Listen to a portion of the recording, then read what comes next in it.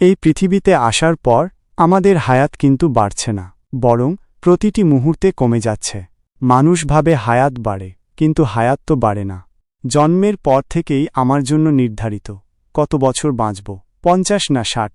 যতটুকু হায়াত আমার কপালে লেখা আছে ঠিক ততটুকুই আমি পাব। প্রতিদিন 1 দিন করে 1 ঘন্টা করে আমার হায়াত কমে যাচ্ছে। তাই তো আমি বলি, আমার ঘরে যে ঘড়িটা আছে, বেলা 1টায় যখন ঢং করে বাজে তখন মনে হয় সে যেন বলছে, বাড়িওয়ালা, তোমার হায়াত থেকে 1 ঘন্টা কমে গেল। 2টো বাজলে বলে 2 ঘন্টা কমে গেল। এইভাবেই দিন গেল, মাস গেল, বছর পার হয়ে গেল, আমরা টেরই পেলাম না। সময় চলে গেল তাস খেলে, খেলাধুলা করে, শয়তানি আর বদমাশিতে ডুবে থেকে। আমরা কি কখনো ভেবেছি এই সময়টুকু কিভাবে কাটালাম? কেয়ামতের দিন, যে দিনটি হবে বিচারের দিন, সেই দিন কত লম্বা হবে জানো? আল্লাহ রাব্বুল আলামিন বলেন, বিচারের দিন হবে 50,000 বছরের মতো লম্বা। তোমার আমার দুনিয়ার হিসেব অনুযায়ী 50,000 বছর। সেই দিন আমাদের প্রতিটি মুহূর্তের হিসাব নেওয়া হবে। এক কিতাবে আমি পড়েছি, একজন আলেম লিখেছেন, যদি হিসাব করি কেয়ামতের দিনটি হবে 50,000 বছরের মতো দীর্ঘ।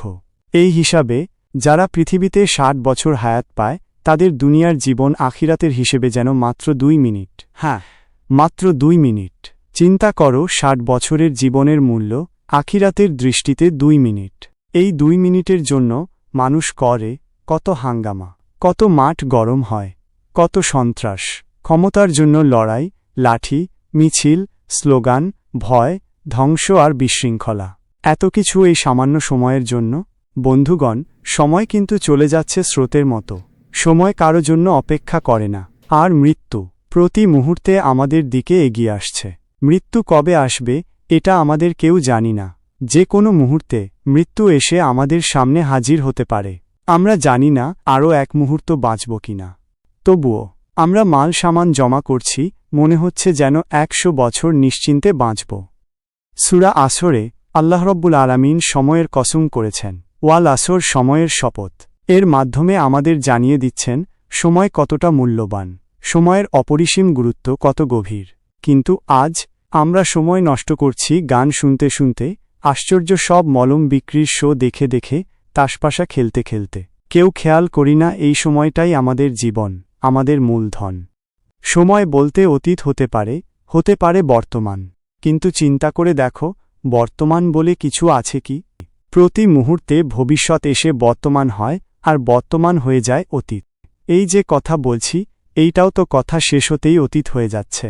তাহলে বুঝতেই পারো বর্তমান বলে কিছু নেই। আল্লাহ যখন সময়ের কসম করেন, তখন তিনি আমাদের বোঝাতে চান আসল মূলধন হল সময়। ইমাম রাজি রহমাতুল্লাহি আলাই এই সূরার ব্যাখ্যা করতে গিয়ে বলেন, এক ব্যক্তি সূরা আসরের অর্থ বুঝতে পারছিলেন না। একদিন তিনি বাজারে গেলেন। বাজারের এক প্রান্তে এক লোক চিৎকার করে বলছে, রহম করো সেই ব্যক্তির উপর যার মূলধন গলে যাচ্ছে। তিনি ভাবলেন, এটা কেমন কথা? মূলধন গলে যাচ্ছে মানে কি? দৌড়ে গেলেন, দেখলেন এক বরফ বিক্রেতা চিৎকার করছে, আমার এই বরফটা যতক্ষণ জমাট আছে ততক্ষণই এর দাম আছে। যদি গলে যায়, এটা তো স্রেফ পানি, পানি তো রাস্তাঘাটেই পাওয়া যায়, এর আর দাম থাকবে না। দয়া করো কেউ কিনে নাও, না হলে আমার পুঁজি গলে যাবে, আমি শেষ হয়ে যাব। এই দৃশ্য দেখে সেই ব্যক্তি কেঁদে ফেললেন। উনি বুঝতে পারলেন সূরা আসর আসলে এই কথাই বলছে। সময়ই আমাদের বরফ, প্রতি মুহূর্তে গলে যাচ্ছে। যতক্ষণ আছে ততক্ষণই তার দাম। এর কদর না করলে এক সময় কিছুই থাকবে না। ইমাম রাজি রহমাতুল্লাহ আলাইহি বলেন, বাজারে সেই বরফ বিক্রেতার চিৎকার শুনে একজন বুজুর্গ ব্যক্তি হঠাৎ বললেন, আল্লাহু আকবার। আমি বরফ বিক্রেতার এই চিৎকার থেকেই সূরা ওয়াল আসরের তাফসির বুঝে গেছি। তিনি বললেন, যেভাবে বরফ বিক্রেতা বলছে, রহম করো তার উপর যার মূলধন গলে যাচ্ছে। আমারও তো একটা মূলধন আছে, তার নাম হায়াত, জীবন। এই জীবন প্রতি মুহূর্তে গলে যাচ্ছে। আমার মূলধনও ধীরে ধীরে শেষ হয়ে যাচ্ছে। আহারে, এই পুঁজি আমি ধরে রাখতে পারলাম না, এজন্য কিছুই করতে পারলাম না। আল্লাহ এই সূরার মাধ্যমে আমাদের জানিয়ে দিয়েছেন, আমাদের আয়ুষ্কাল হলো একটি বরফখণ্ডের মতো। যেমন করে বরফ গলে যায় সূর্যের তাপে, আমাদের হায়াতও ঠিক তেমনই কমে যাচ্ছে। আর যদি এই সময়টুকু অমূল্য জীবন নষ্ট করে ফেলি, অপচয় করে ফেলি, তাহলে সেটাই হবে মানুষের সবচেয়ে বড় ক্ষতি। না, ব্যবসায় ক্ষতি হয়েছে, এটা বড় ক্ষতি নয়। স্বাস্থ্য হারালে তাও বড় ক্ষতি নয়, রাজনীতি হারালে, মন্ত্রিত্ব হারালেও তাও বড় ক্ষতি নয়। আসল ক্ষতি হল এই মুহূর্তে এই সময়টুকু অপচয় করা, এই হায়াত গলিয়ে ফেলা। ভাই ও বোনেরা, কিয়ামতের দিন জান্নাতীরা জান্নাতে থাকলেও তাদের অন্তরে একটাই দুঃখ থাকবে। হ্যাঁ, জান্নাতীদের অন্তরে দুঃখ, একটাই আফসোস। তারা বলবে, আহা, যদি সেই সময়টায় আমি আজেবাজে চিন্তা না করতাম, যদি আমি ড্রয়িং রুমে বসে শুধু ভাবনা না করে সুবহানাল্লাহ, আলহামদুলিল্লাহ, লা ইলাহা ইল্লাল্লাহ, আল্লাহু আকবার এইসব জিকির করতাম, তাহলে তো আমি জান্নাতের আরও বেশি নিয়ামত পেতে পারতাম। কিন্তু সেই সময়টা তো আমি নষ্ট করে ফেলেছি। মানুষের সঙ্গে ভালোভাবে কথা বলো, হাসিমুখে কথা বলো। একজনের সঙ্গে হাসিমুখে কথা বলা একটা সদকার সমান সওয়াব তোমার আমলনামায় লেখা হয়ে যাবে। ভাই ও বোনেরা, সময় দ্রুত চলে যাচ্ছে, আর মানুষের জীবন ধীরে ধীরে ক্ষতির দিকে এগিয়ে যাচ্ছে। এই ক্ষতি থেকে বাঁচতে পারবে কে? শুধু সে যার মধ্যে থাকবে 4টি গুণ, বাকি সবাই হবে ক্ষতিগ্রস্ত। আল্লাহপাক যেন এমন একটি দৃশ্য তুলে ধরেন, তুমি পরীক্ষার হলে ঢুকলে সব ছাত্র পরীক্ষা দিচ্ছে, সময় মাত্র 3 ঘন্টা, কিন্তু এক ছাত্র পরীক্ষা না দিয়ে আকাশের তারা গুনছে, কারো সঙ্গে গল্প করছে, নির্দিষ্ট কাজ বাদ দিয়ে আজেবাজে কিছু লিখছে। তুমি ওকে বলবে, ঘড়ির দিকে তাকাও, তোমার সময় চলে যাচ্ছে, মাত্র 1 ঘন্টা বাকি। তুমি কি করছো? আল্লাহর দরবার থেকেও তেমনই আহ্বান আসছে, বান্দারা, সময় কিন্তু চলে যাচ্ছে, প্রতি মুহূর্তে তোমার জীবন কমে যাচ্ছে, প্রতি ঘন্টা প্রতি মিনিটে তোমার পুঁজি গলে যাচ্ছে। আল্লাহ বলেন, ও ইনসান, হ্যাঁ হে মানুষ, এখানে ইনসান বলতে শুধু মুসলমান নয়, ইনসান মানে পুরো মানবজাতি, হিন্দু, খ্রিস্টান, বৌদ্ধ, ইহুদি, নাসারা, সমস্ত মানুষ। কারণ আল্লাহ হলেন রব্বুল আলামিন, তিনি সকল সৃষ্টির রব। তাই তার এই বাণী, এই হুঁশিয়ারি সমগ্র মানবতার জন্য। এই সূরায় আল্লাহ বলেন, যারা এই 4টি গুণ অর্জন করবে তারা সফল, তারা বাঁচবে ক্ষতি থেকে, আর যারা পারবে না তারা ক্ষতিগ্রস্ত হবে, হারাবে সবকিছু। কি হবে বলুন? এখন আল্লাহ পাকের কথা শুনুন। আল্লাহ পাক বলছেন, এই আল-খেসার, এই শব্দের আভিধানিক অর্থ কি? ক্ষতি, যার বিপরীত হল লাভ, যেমন নাফা। নাফার বিপরীত কি? নুকসান। খাসারাটা কি? লোকসান। যেমন কেউ বলল 50,000 টাকা খাটালাম, লাভ করতে পারিনি, কিন্তু পুঁজি ঠিক আছে, এটাকে বলে লোকসান। কিন্তু যদি এমন হয়, লাভ তো হয় নাই, পুঁজিও চলে গেল, আমও গেল, ছালাও গেল, আরবিতে একে বলে মুফলিস, দেউলিয়া। হ্যাঁ, দেউলিয়া হয়ে গেলাম। এটা বুঝতে হবে, আমাদের এই দেউলিয়া অবস্থা কোরআন ব্যাখ্যা করেছে। কোরআনের দৃষ্টিতে লাভ মানে শুধুই পার্থিব কিছু নয়, এটা আখেরাত পর্যন্ত বিস্তৃত, জন্ম থেকে মৃত্যু, মৃত্যু থেকে কিয়ামত পর্যন্ত। আর ক্ষতি, সেই অর্থেই ক্ষতি যেটা শুরু হয় দুনিয়ায়, কিন্তু শেষ হয় আখেরাতে। এই ক্ষতি থেকে বাঁচতে হবে, এই খাসারা থেকে মুক্তি পেতে হবে। এজন্যই আল কুরআনে একাধিক জায়গায় খাসারা শব্দটি ব্যবহার করা হয়েছে। তোমার পুঁজি যেন গলে না যায়, তোমার হায়াত যেন বরফের মতো শেষ না হয়ে যায়। আল্লাহ রব্বুল আলামিন বলছেন, যাদের পাল্লা ভারী হবে কেয়ামতের দিন তারাই হবে সফলকাম, আর যাদের নেকির পাল্লা হালকা হবে তারা হবে চরমভাবে ক্ষতিগ্রস্ত।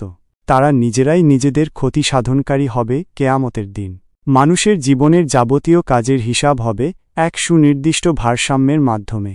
যদি নেকির অংশ মন্দ কাজের ওপর বিজয়ী হয় তবে সে মুক্তি পাবে, তবে যদি মন্দ কাজ বিজয়ী হয়, সব পাওনাদারদের হক মিটিয়েও পাপ রয়ে যায়, তাহলে এটাই হবে সবচেয়ে বড় খাসারা।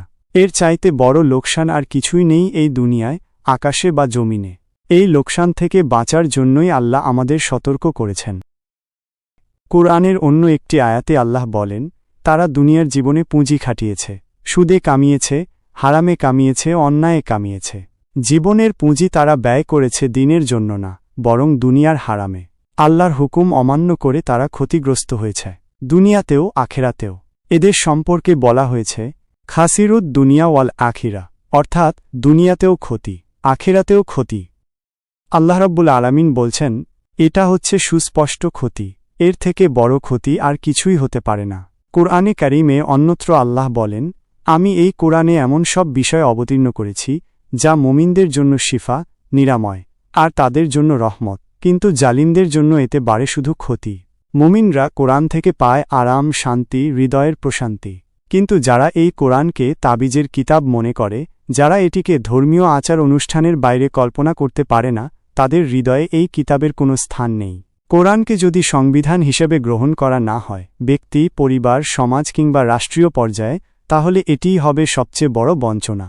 যারা কোরআনের কথা বললে মৌলবাদ বলে গালি দেয়, তাদের কপাল পড়ে ছাই হয়ে যায়, তাদের অন্তর ভস্মীভূত হয়ে যায়। আমার দেশের কথা বলি। এই দেশে মুসলমান সংখ্যা সবচেয়ে বেশি।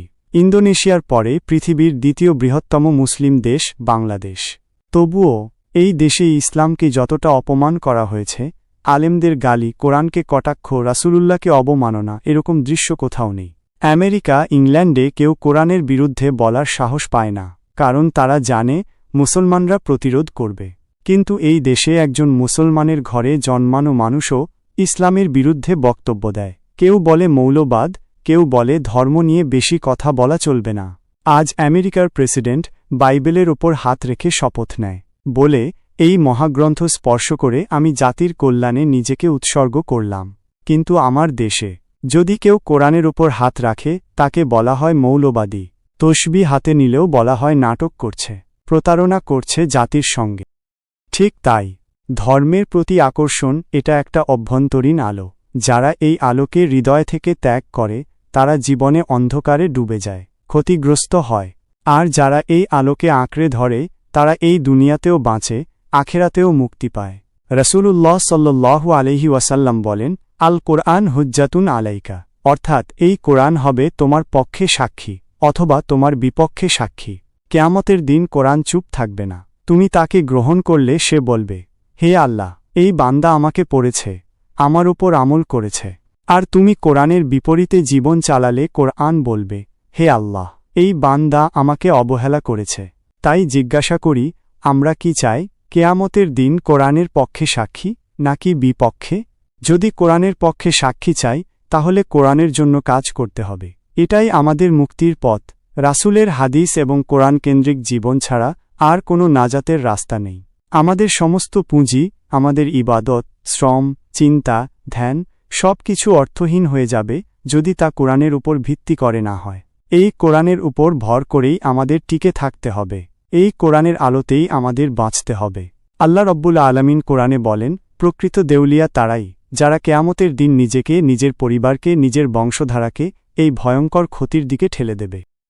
ভালো করে শোনেন, এটি হচ্ছে সুস্পষ্ট ক্ষতি, সুস্পষ্ট দেউলিয়াত্ব। এই ক্ষতি থেকে বাঁচার জন্য আল্লাহ রব্বুল আলামিন কোরআনে কারিমে স্পষ্টভাবে বলেছেন, সমগ্র মানবজাতি ক্ষতিগ্রস্ত, ব্যর্থ, গা শিউরে ওঠে, আকাশ কাঁপে, কেননা বলছেন তামাম মানুষ ক্ষতিগ্রস্ত। আপনি যতই ভাবেন আমার মিল আছে, কল আছে, ক্ষমতা আছে, কারখানা আছে, মন্ত্রী আমি, প্রেসিডেন্ট আমি, সফল আমি। আল্লাহ বলেন, না না, তোমার জীবন সফল না, তোমার জীবন ব্যর্থ, তুমি ক্ষতিগ্রস্ত। তাহলে সফল কাকে বলে? 4টি কাজ করলে জীবন হবে সফল। মাত্র 4টি কাজ। জিজ্ঞাসা করা হল, কারা এই ক্ষতি থেকে বাঁচতে চায়? হাত তুলুন। আলহামদুলিল্লাহ, আল্লাহ রব্বুল আলামিন সেই বাঁচার ফর্মুলা দিয়েছেন। আল্লাহ বলেন, যদি এই 4টি কাজ করো, জীবন হবে সফল, মুক্তি পাবে। 4টি কাজ কি? 1 নম্বরে ঈমান। এই ঈমান, এইটাই হলো ফাউন্ডেশন। বীজ যদি না থাকে, গাছ জন্মাবে কিভাবে? ঈমান হচ্ছে বীজ, ইসলাম হচ্ছে চারা। চারা যদি বড় হয়, গাছ যদি ছায়া দেয়, ফল যদি পেতে চাও, প্রথমে ঈমানের ভিত্তি মজবুত করতে হবে। সেই ঈমানের দাওয়াত নিয়েই আল্লাহ তাআলা সমস্ত নবী রাসূলদের পাঠিয়েছেন। তাদের একটাই বার্তা ছিল, লা ইলাহা ইল্লাল্লাহ, আল্লাহ ছাড়া কোনো ইলাহ নেই। সকল নবীর দাওয়াত ছিল এক, কোনো বৈপরীত্য ছিল না, কারণ উৎস একটাই, আল্লাহর কাছ থেকে এসেছে। ভালো করে শুনুন, সকল নবীদের কথা একই ছিল। একজন নবীর বক্তব্যের সাথে আরেকজন নবীর বক্তব্যের মৌলিক কোনো পার্থক্য ছিল না। কেন? কারণ তারা নিজেরা বানিয়ে কথা বলেননি। তারা মানুষের সামনে যা পেশ করেছেন তা এসেছে একটিমাত্র অফিস থেকে। সেই অফিসটা হলো আল্লাহ রাব্বুল আলামিনের। তাই সমস্ত নবীদের দাওয়াত ছিল একটাই, লা ইলাহা ইল্লাল্লাহ মুহাম্মাদুর রাসূলুল্লাহ, লা ইলাহা ইল্লাল্লাহ, লা ইলাহা ইল্লাল্লাহ মুহাম্মাদুর রাসূলুল্লাহ। এটাই ছিল তাদের বার্তা, এটাই ছিল তাদের আহ্বান। কোরআন কারীম এই দাওয়াতের ব্যাপারে পরিষ্কারভাবে বলেছে।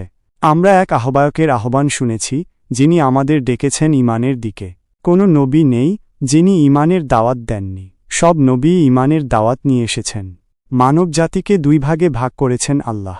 1, ঈমানদার সত্যবাদী নূরের অধিকারী। 2 অবিশ্বাসী, কাফের, জালিম, অন্ধ, মূর্খ। কোরআন বলছে, এক শ্রেণী অন্ধ, বোবা, বোধহীন, আর এক শ্রেণী শুনতে পারে, দেখতে পারে।